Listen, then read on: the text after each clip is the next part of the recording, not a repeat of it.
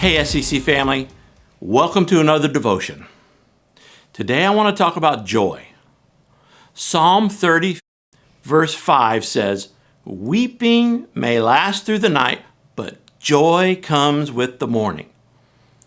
There's a lot of things that happen in the world that are not okay.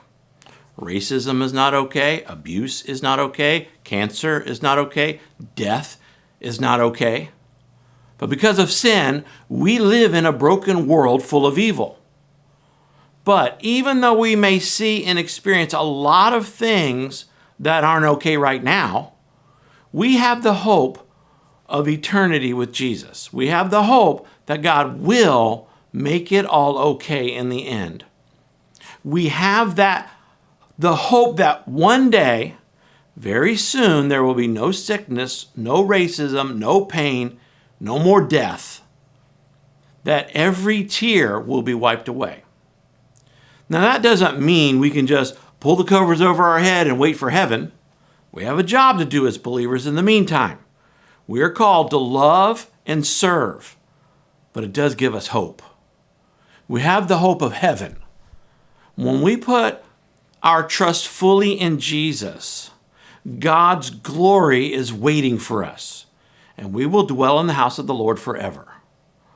For those who have put their trust in Jesus, this world is the closest to hell they will ever be. And for those who reject Jesus, this world is the closest to heaven they will ever be. If you love and know Jesus, if the Lord is your shepherd, it just gets better and better.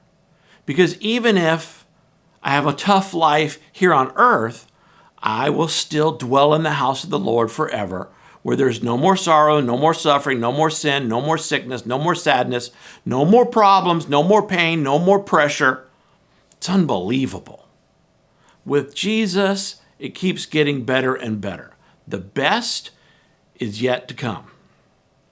Now we can see a little glimpse of God's glory right now. Isaiah 63:15 says, "Lord, look down from heaven. Look from your holy, glorious home and see us." The Bible tells us in Acts that Stephen was the first guy who was killed for his faith for following Christ. He was the first Christian martyr. And as they were stoning Stephen to death, throwing stones at him, as he was dying in Jerusalem, it says in Acts 7:55, "But Stephen, full of the Holy Spirit, gazed steadily into heaven and saw the glory of God." We cannot even imagine the details of heaven. We get little glimpses. We get little sneak peeks of what heaven is like in the Bible. But the truth is, none of us can even understand how incredible heaven is, because we don't have the brain capacity for it. 1 Corinthians 2:9 says, "No eye has seen, nor ear has heard, and no mind has imagined what God has prepared for those who love him."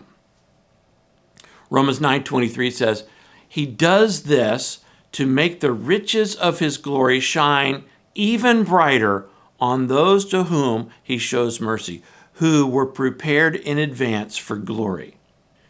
When you think about the future, when you think about the next 6 months, the next year, the next 10 years, the rest of your life, how do you see it?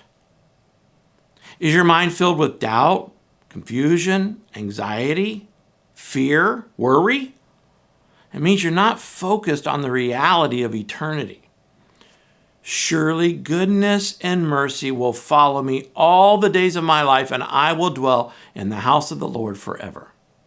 That is a promise worth memorizing. The promise of heaven is what keeps us running with endurance. Even when things happen that are not okay in this world, we can hold tight to the promise that the finish line of this life is just the beginning, because joy comes in the morning. I'm going to be praying for this reality to be real for you this week. I hope you have a great day today. God bless.